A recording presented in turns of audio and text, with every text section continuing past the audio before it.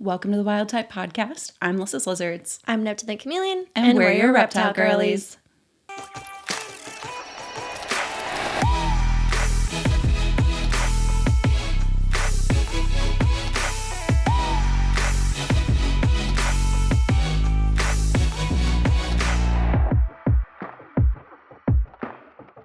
So I have the exact same nails that I have had for going on, I think, almost 5 weeks now.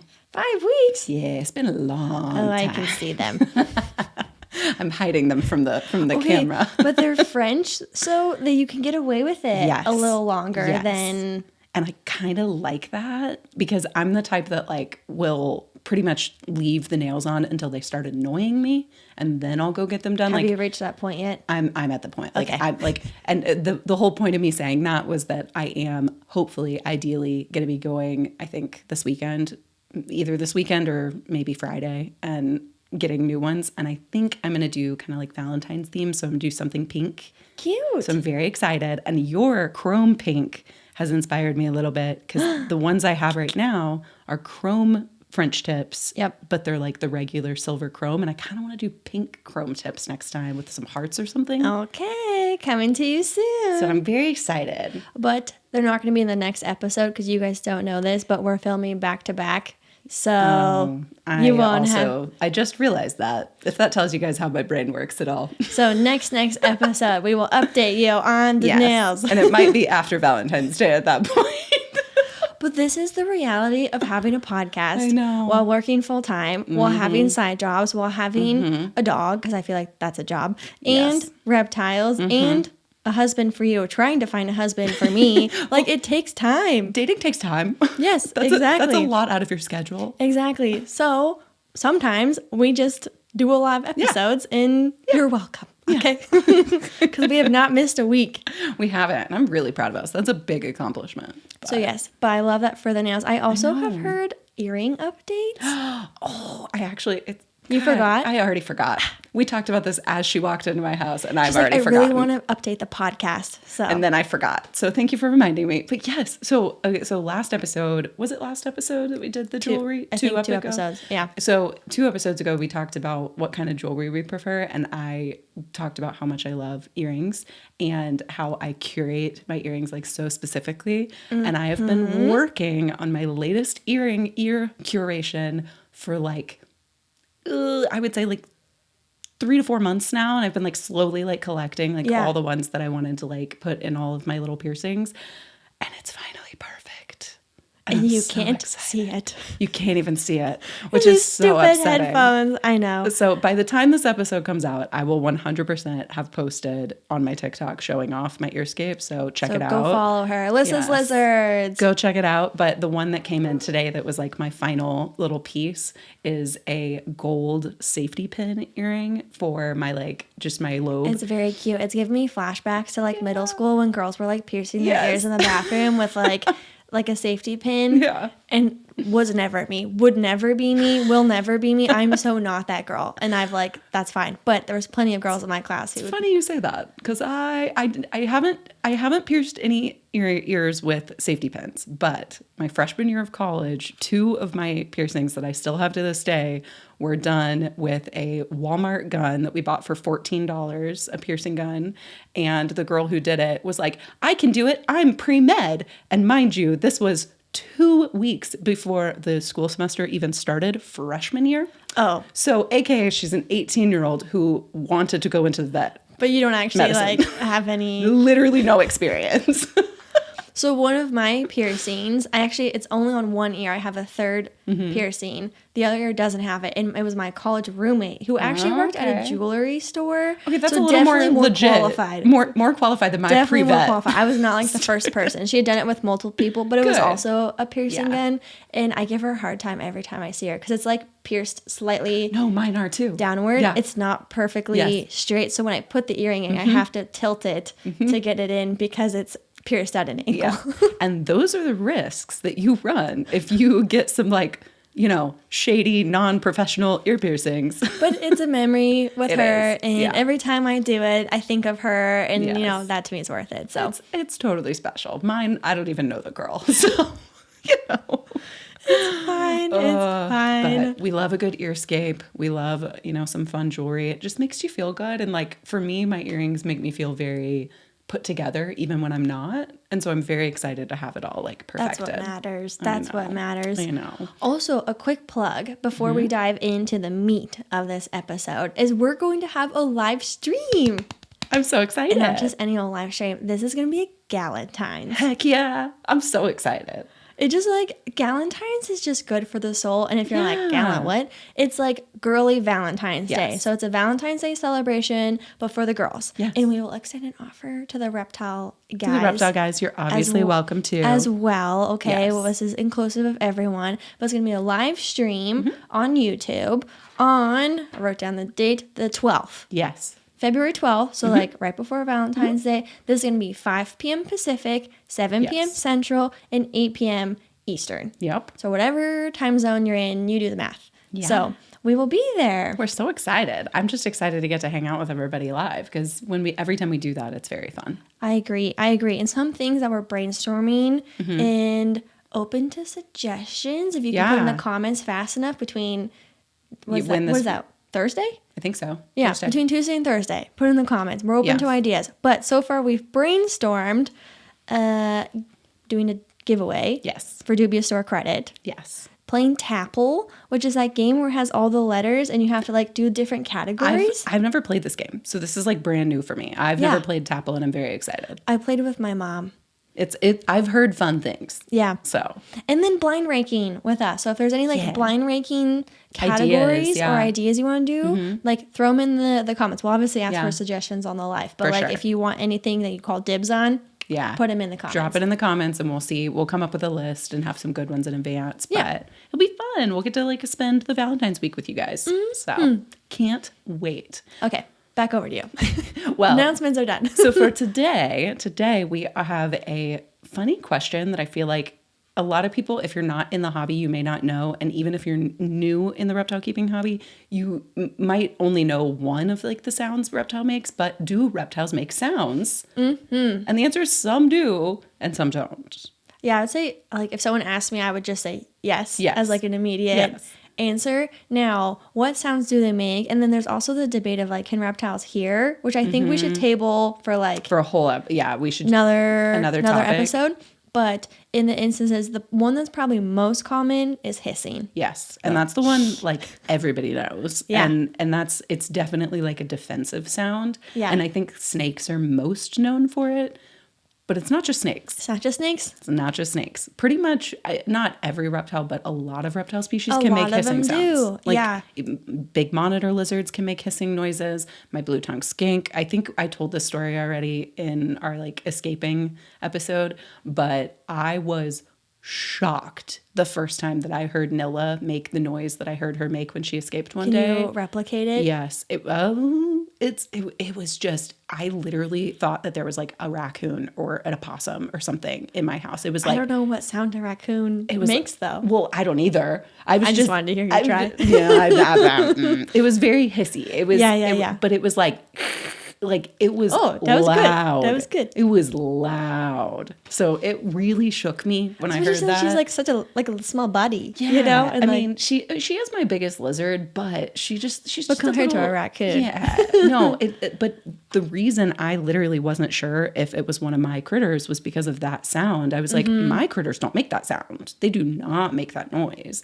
And so it was really shocking. So don't be surprised if they end up in a position where they feel like they need to defend themselves. They can be a lot louder than you would think. Yes. Chameleons are also big hissers. A way of, I mean, all of it is a defense response, right? It's a way for them to tell predators to back off. So it's usually paired with gaping, then followed by hissing. There would be defensive body language, changing colors. Like we've talked about kind of like signs of a defensive reptile before. So you wouldn't have a reptile that would just be chilling and then unprovoked all of a sudden just like hiss, right? Like it is paired with some sort of external environmental factor, right? And then their whole body would be like they would either coil or they would, something would happen. Then there's a hiss and then usually a bite. So look out for the bites because immediately following the hiss comes the bites.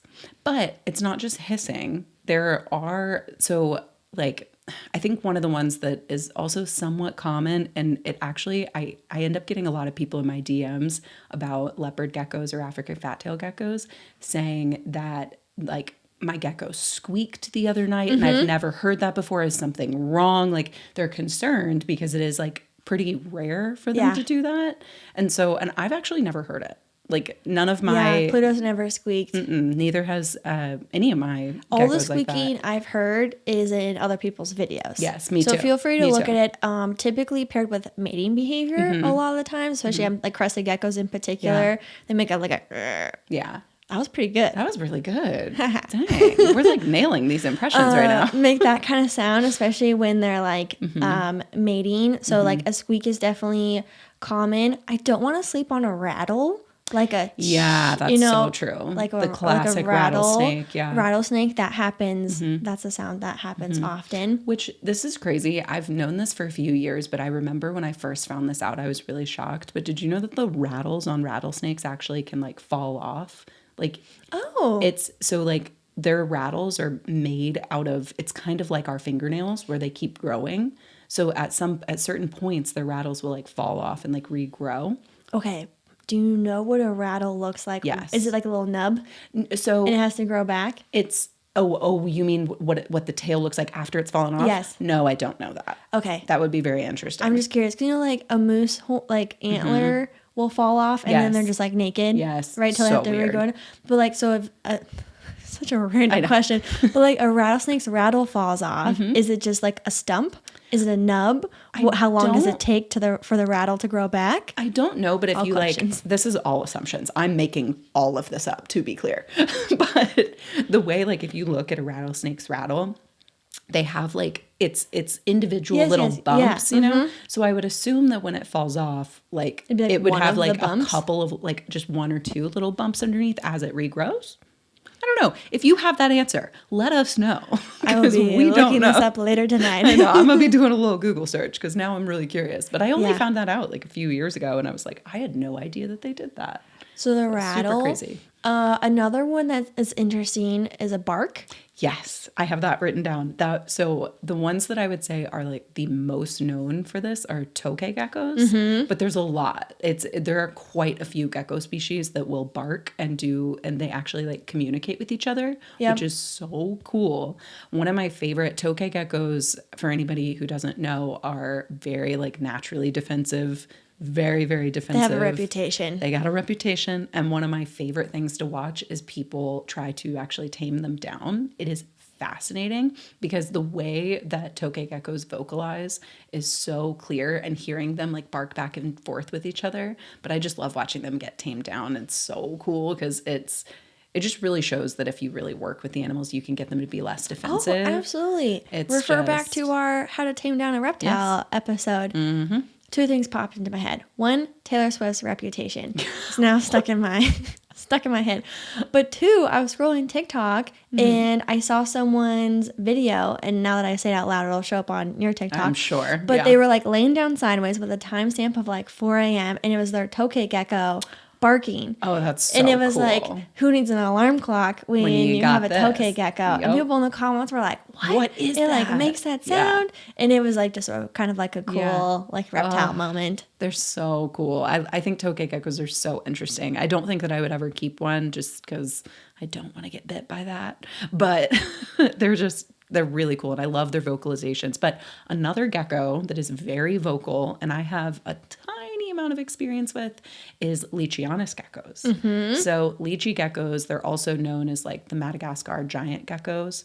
Or New Caledonian giant geckos, and they are a huge species, but they will also be very vocal back and forth with each other, and will do little like clicks and chirps and things like that. So it's not just barking; they'll do little like squeaks and chirps at each other. And I remember when I had a Leachianus gecko named Yoda in the past, and she would do that. It was really rare, but I would just be like in my room, like on my computer doing something, and the reptile room was like attached to my old bedroom at that house, and I would hear something and I would just be like, what was that? What was that? What was it? And it was crazy. And then if I was like really quiet, I would wait and she would like kind of do it again. It was so cool. And when we were kind of like talking about this episode the other day, I was thinking about it and I was just like, man, I really miss having a lychee because They're cool, they're especially so the pink cool. splotch. I know. I love the pink splotches. They're gorgeous. And their skin texture is just super cool. And I just love how huge they get. Oh, yeah. They're just They're big. a cool gecko. They're just a really cool gecko. So I will definitely have another lychee at some point in my life. Once I get all these new enclosures like finalized and everything, I think that might be one of the ones I would be interested in getting next. We'll see. I love it. Yeah. They also are another species that's pretty vocal during mating behaviors as well. So big time. They will make lots of noises. They also, just in addition to all the noises they'll make, they are like, when it comes to mating, they're the type that will kind of bond, and they will actually like reject certain like other They lychees. will bond, but they will also kill each other. Yes. Like they're like, yes. It's either, it's one or the two. It's like, it's never in between. It's either they bond or they will like almost kill each other and you have to pull them out, and it's like really scary. So you have to, that's why if you're ever interested in Leachianus geckos, they're a little more on the expensive side because they are harder to breed because they're so picky about their mates. And they're also very slow growers. Yes, like very especially slow growers. compared to other gecko species. Like the time to grow out a large lychee is a bigger cost and time investment for like a breeder, say, versus like a crested gecko or something, right? Which doesn't take nearly as long as a lychee to get full size. So no, they're crazy, but cha-ching, it adds up. I know, but they're so cool. I just think they're so worth it. Do you have any other sounds on your list? I think those were kind of like, I think those were all the ones that I had, honestly. It's, the chirping, the squeaks, and then the geckos that bark. Then I just have one to tie us off. Wheezing, popping noises. Yes. Can be a sound a reptile makes, and this is like red flag. Yes. Because this can be a sign of an upper respiratory infection. So a lot of people will ask me like, hey, my chameleon made this like, wheezing noise or like a sneeze sound or something. Like that is not normal. And that falls into like, take your reptile to the vet kind of category. So I just wanted to call that out. It's a great call out. If you hear your reptile, and typically URIs are paired with like other symptoms as well. Typically like gaping or head tilting or things like that. Like there's other things going on to the point where they would making like a wheeze. Like you have to be pretty far along in a URI for it to get to like wheezing, popping noises. Yeah, for sure. Which again, so if you hear it, take him to the vet right away, for sure. But just to reiterate, what is normal is hissing, barking, squeaking, chirping. And the occasional plop against the glass. That. Also, like the rustling in the leaves. Like, that's very common. Yeah. That's the most sounds Plutos have made, though, is a splat up against the... Oh, yeah. Monkey was crazy. Monkey used to fling himself against that glass constantly. Oh, I know. I feel like Voldy, too, also made a lot of noises in his enclosure. But he wasn't making them. It was him slamming his body against things. Which is a very different situation. But I think that kind of wraps us up for that topic. Yep. But so the next one I have, just in the spirit of it being February and Valentine's Day. This week. Yes. So we kind of had posed like a little bit of a question of what kind of Valentine's gifts should people give? What kind of gifts do you prefer? Like all of those kind of things. Because you can go like more traditional, or you can go like more cutesy, or you can go more reptile themed, or kind of like... Yeah, we asked a Q&A on Instagram. Follow the podcast if you haven't already. And someone did ask, like, what would be good Valentine's gift ideas, but for, like, reptile keepers. And so, an obvious one, plants. Big time. Right. Don't skip the flowers. Just get her a cool, big monstera. Yeah. Like, that's the vibe. Yeah, plants are good. What else did I have written down? Oh, plushies. Yes. Okay. So that's you talk about this one. I want to hype up a couple of people who in the reptile community who do the plushies. And this is specifically because like if Logan got me, wink, wink, Logan, if you're listening, if Logan got me a plushie, I would be like really excited about it.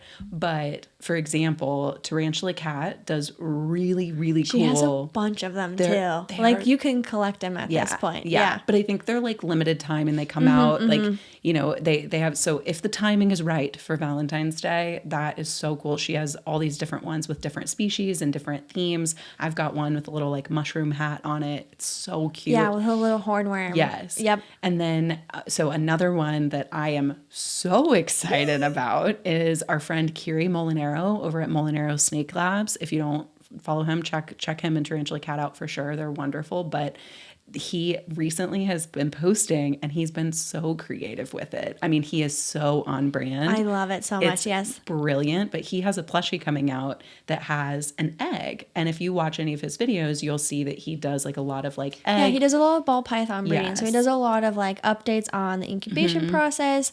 And ball pythons only incubate for like 60 days or something, right? So like it's a pretty quick process. You can have multiple clutches going and then he'll like have the eggs hatch out and he washes them for the first time and then he explains all the different genes and everything with it. So his plushie is an egg cut open with the little snake, with the baby snake in it. Plushie. I want it so bad. I'm like so excited.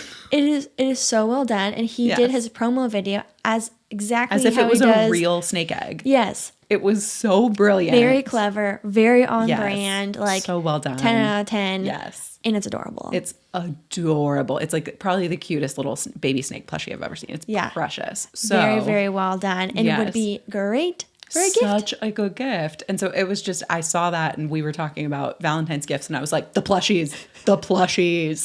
They're so cute. Reptile jewelry. I think we had mentioned this in our Christmas gift ideas, which all that would also apply for this.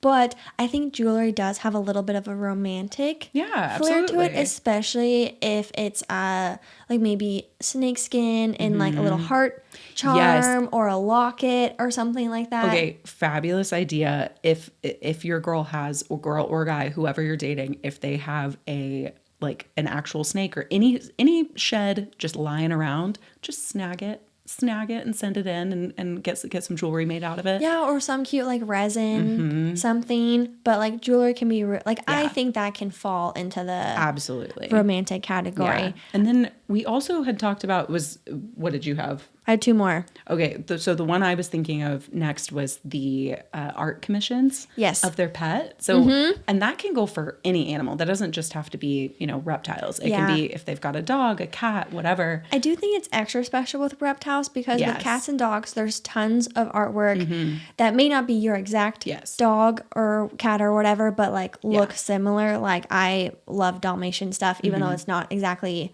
my Dalmatian spot pattern or something like that. But there's not a ton of like reptile artwork out there. Not like at you're not all. going to go to Home Goods and then there might be like one thing, but it's not so your species. Home Goods does have very, very cool snake side tables. Just throwing that out there. There you go. But like if you want like a wall and like reptiles, I think can just be extra special to have an art piece because there's just, like I said, not a ton of art generally speaking for reptiles. So, and of course it's even better when it's like your specific one. Absolutely. Or it's something, just in the same vein of like artwork of the pet, whatever. You also in your house have these gorgeous prints of, it's not just a print, it's like on like a wood panel. Yeah. And it is beautiful photos of all of your chameleons on the wall. Taken by yours truly and my iPhone. It is truly stunning and they are so pretty and they're gorgeous on the wall. So whether it's like just a commissioned art piece, a painting, it could be a stitched pillow on Etsy. Like it could be pretty much anything. A phone case. That can be fun to have like your critters on that. But I think that can be really cute and sentimental and a little romantic, thoughtful, checks all the boxes. Yeah. Hey, reptile girlies. If you're tired of explaining why your spare room looks like a mini Jurassic Park, meet Scratches, the social app where exotic pet owners find their people. Just add photos of you and your scaly babies, set your filters to reptiles, and start scrolling through local pet parents who get it. No more awkward first date explanations about your ball python collection or why you have a cricket farm. Whether you're looking for friendship, romance, or someone who can pet sit your beardy, your community is just a match away. Download Scratches today and start connecting with reptile people in your area. Available on iOS and Android. It's almost time for Valentine's Day, and we have the perfect match for you. Pangea Reptile is playing matchmaker by bundling tons of their most popular items for Valentine's Day savings. You can even pair up any male or female crested gecko for 20% off, or their ledges and any feeding cups, or leaf litter and moss, Pangea gecko food, and a micro dish kit.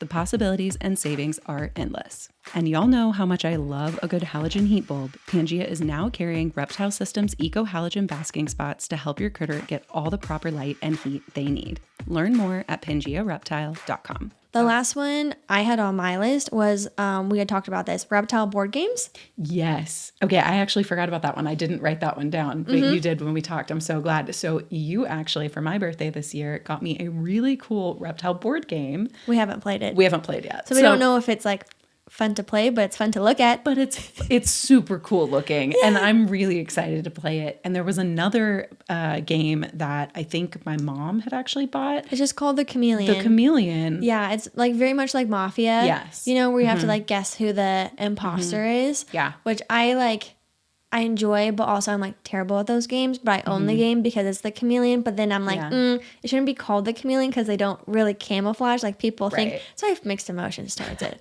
But I've actually been gifted that game twice. I have also been gifted it multiple times. Yes, but it's actually a very fun game. Yeah. It's really fun to play and easy to play too. So the one that I got her for anyone interested in a reptile board game is called Reptiles. Yes, there's like a space in it. Yeah. Obviously, a play on reptiles, but we haven't played. But from my understanding, is you collect the scales. I think so. And something like that. I don't know. That's what it looked like. I didn't really even care what the game was. I had to get it because it was reptiles and it has like these little dragony lizard things on it, and I was like sold. Absolutely. No, but those are really fun. And then something I actually just thought of on the spot, and this is like kind of random, but Logan and I really love to, and I say Logan and I like to pick out adult Lego sets and have Logan build them while I hang out with him while he builds them. Oh, you don't actually like building them? No, I watch him build them. That's so funny because I do actually enjoy building. So Lego he does sets. too. He loves it. Like he did Legos a lot as a kid, and so he loves the adult ones because they're more complicated. So it's much more of like a challenge. And so he really loves it. So I'll just sit there and hang out with him while he builds it, and he'll give me like little pieces to do, and I'll do like a chunk of it or whatever. But one of the ones that we did first, and we've got a whole bunch of them now. It's like I'm just collecting things that make it even harder for me to move. Whatever. I'm not mad about it. I know.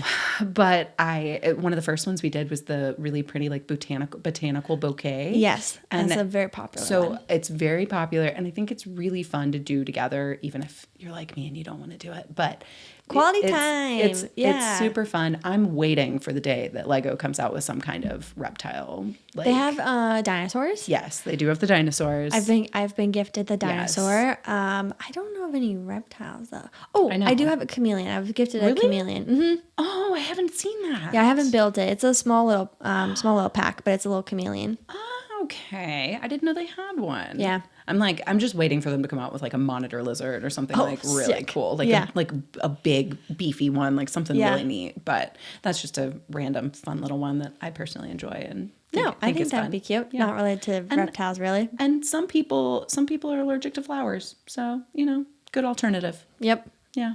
But so I think that was our main one. And then no, we already did the main topic. Then we did the gift ideas. I know. But then, so for us, between us for Valentine's, which do we prefer? Do we prefer is this the would you rather? Yes. Okay. Like, would you rather have a cutesy traditional gift or a practical gift? I fall in the cutesy gift. I do too. And I feel like I have to explain myself. Not that I owe an explanation, but I feel like this is the beauty of the podcast is you can gab and yipper all about your thoughts floating in your head. I love the word gab. That's a good word. Gab. Yes.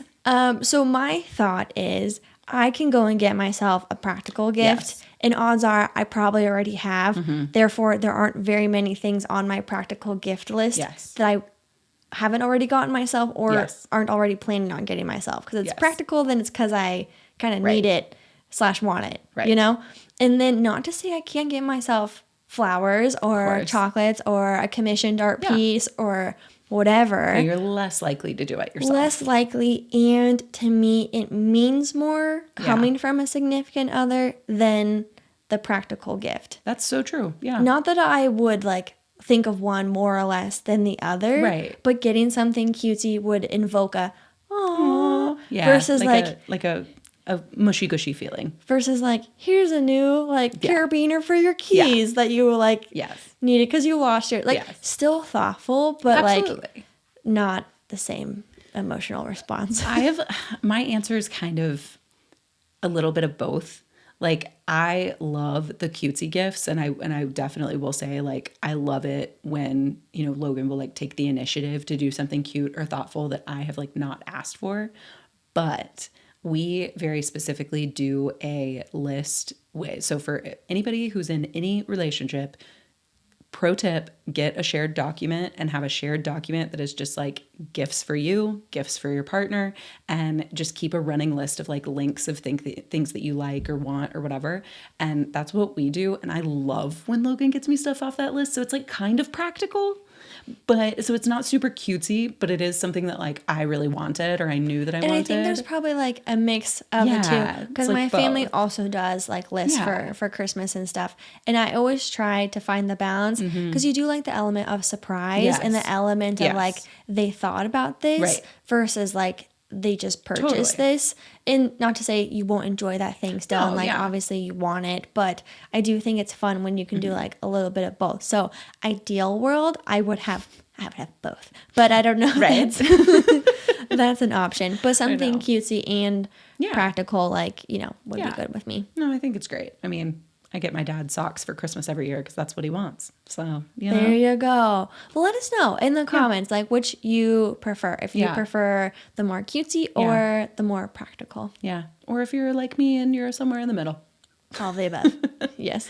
So I think the last thing that we kind of potentially wanted to throw out there that I think is like kind of interesting is... I'm just taking a deep breath for this one. Yes. Worst Valentine's Day date stories. Yes, and this was also off of the Q&A on Instagram. To be fair, I did suggest it as an option. So like, this is true. I already like raised my hand for that one. Someone was like, yes, that. And I was like, that one, because it sounds ridiculous. So I don't have, I have plenty, to be clear, plenty of worst date stories. However, none of them coincide with Valentine's Day. So I will happily share one of mine, but I feel like you should take the lead because yours is Valentine's Day. I have one, and it's from my childhood. Not my childhood, but my teenage years.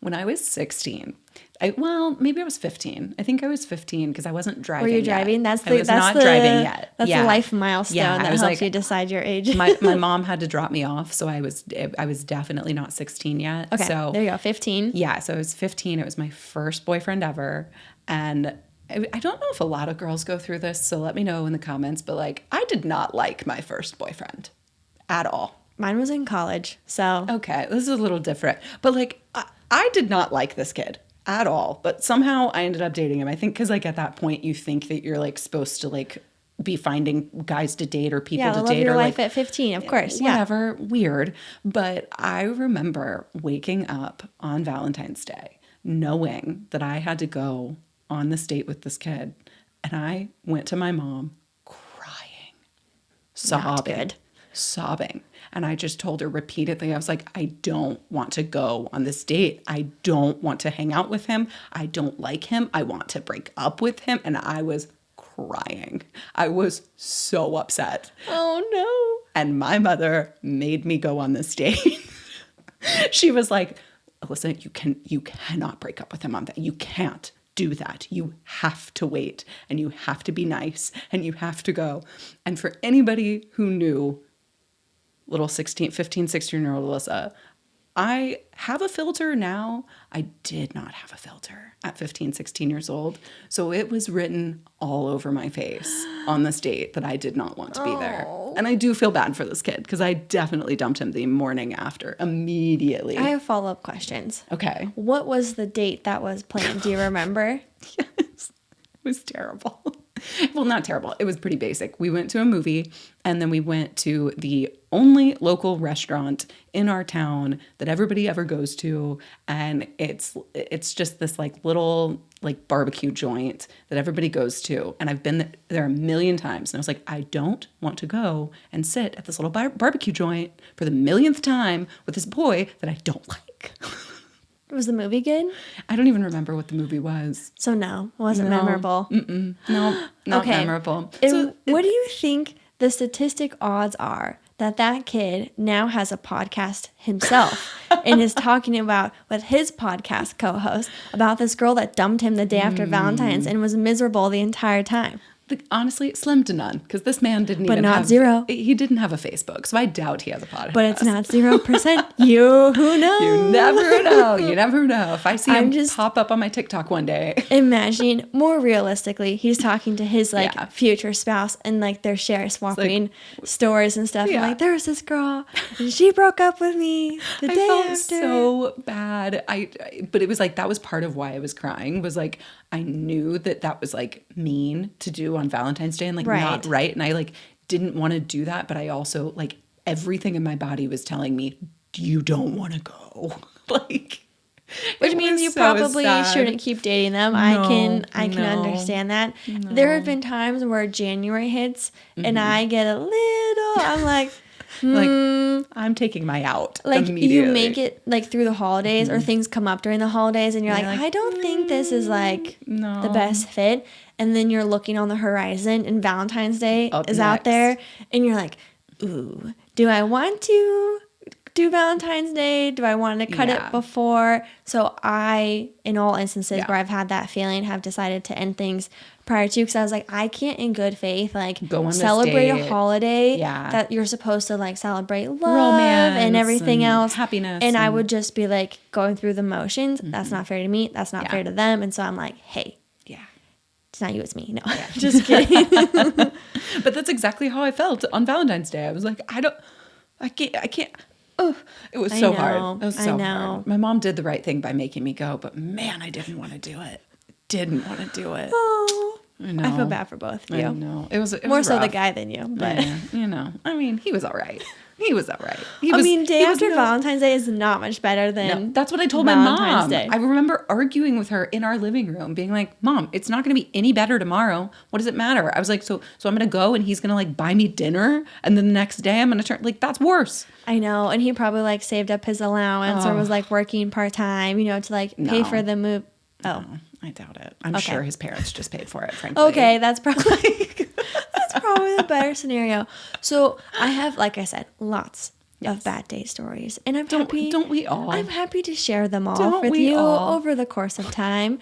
But one that is I feel a pretty fun, easy story to tell. So this was off of Bumble, which a dating app, and that's the one where girls have to message first for the guys. By the time we went on the date, we had, I think, exchanged Snapchats, because I distinctly remember getting a Snapchat from him. We had planned to go to a restaurant, but it wasn't a fancy restaurant. Think Olive Garden level. You're not dressing up, but you're putting on pants, kind of thing. I immediately know which story this is now. I didn't say that on accident.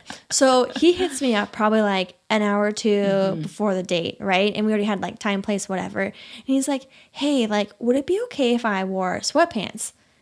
And I'm trying to not say no, because that's kind of weird. But also, I offered. I was well, I'm wearing jeans and just a nice shirt or something, right? Just so you can match me on match the energy, where I'm, because if I rolled up in sweatpants, then I'm by all means, but cool. I was I'm wearing jeans and a nice shirt or whatever. And then he's okay, well, would you be upset if I wore sweatpants? And I'm kind of I don't kind of I'm well, what's the issue here? He's well, all my pants are dirty. I'm you're telling me your jeans, which I'm that's all I'm asking for is literally jeans. Sir, do you only have one pair of jeans? I'm confused. Also, you can't do laundry and whatever. But I'm your jeans are so dirty that you can't wear them. Them one more time for 2 hours. That's how dirty they are. I don't know if this is gross, but I don't wash my jeans with every wear. No, you're not supposed to. No, that's what bad I'm saying. for the material. So how bad do they have to be, or how lazy are you being right now? I'm this is the amount of red flags in that one question. And so I thought by the end of it, at least I made it clear where I stood. I'm I'm wearing jeans and a nice shirt, whatever. Homeboy shows up in jeans. Shows up in sweatpants and a hoodie. Strike one. And it's like, let's be so for real here. I'm not overly superficial about this stuff, right? Like that's not it, you're not overly superficial about this stuff. It's not like, oh, you have to like dress well. No, it's like this is the first time I'm seeing your face impression. In person. No, when like, I don't look like you rolled out of bed. No, when I have my boyfriends, as if there's more, yeah. One at a time, one boyfriend at a time, to be clear. Yeah. But when I've had my boyfriend in the past, right? And we like want to go to like McDonald's, we're in sweatpants. We want to go to the movies and be comfy, we're in sweatpants. Like, dude, I'm so not against sweatpants. I live in my robe these days. Okay. Right. Like I'm not opposed, but it's the first date. Yeah. And also, I will not roll up in Olive Garden sweatpants. No. Like I'm putting on pants. Yeah. That's just me. So that was strike one. Yeah. Okay. Yeah. So days going by, but I get it. Oh, I'm sorry. I'm sorry. That was a little delayed, but it feels like a test. Sending a text like that, asking and being like, but will you be mad if I wear sweatpants? It feels like a test. And I don't know if that's exactly what, but he was like pushing it. Yeah. Like I had made my stance and he was looking for me to give him an out. Yeah. Is really what it was. Okay. So strike one, I order a drink, he orders a drink, we're like chatting, whatever. Somehow like it comes up his age, in that his age was older than it was on his profile. Not by a lot, by like 2-3 years or something like that. Which like, why would you lie about that? And I asked that. I was like, well, why did your profile say this age when you were this age? And he lied about his age to get a cheaper Bumble Premium. So like Bumble, and this was like many years ago, so I can't remember all of it, but they have like different packages where like the free one, whatever, but then there's like a premium one where you can like see who likes you, or you can get like more super likes or whatever, right? But after a certain age point, you have to pay more for the exact same package. Well, that's really stupid, honestly. In his defense, that is stupid, but you don't lie about your age for that. But he lied about it to get cheaper. And I'm like, well, now you're like lying about your age, which is like kind of like me. That just feels like that doesn't feel good. No. And then it's like you can't pay the extra couple bucks for the premium, but it's like, why are you getting the premium? And it just like it was just a weird vibe altogether. Well, because then I'm immediately like, okay, well, what else have you lied about? Yeah, because it would be one thing if like in your first few messaging conversations back and forth, if he had told you that up front, been like, hey, by the way, like there's some weird rule within Bumble, it set my age. Like, and if some he had people just like, do have accidental ages, but then in their bio, it'll say I'm actually whatever age or whatever. Right. Like, so if that's the case, that's fine as long as you're upfront about it. It's weird that you've gotten on a date and you still haven't been clear about that. Yeah, and then your reason for it was to like try and like get one over on Bumble. System. Yeah. So that's like weird. For me, I count that as strike two. Strike two for sure. Lying, for sure. Not good. Not a good start. Yeah. Okay. Yeah. Now keep in mind at this point I've ordered one drink. Check comes, and I think I've talked about this. Oh, this is so funny. You have. When we talked about like should guys pay on the first date and whatever, and he took way too long to, and this is not me being nitpicky, whatever. Yeah. Literally an uncomfortable amount of time deciding whether or not to pick up the check. Either pick it up or say, let's go halvesies. Right? Like either way, like I'm cool. Just like, you could tell make a decision. He was having like a moral conflict, like of like, should I pay for this? I don't know. It's one drink. Yeah.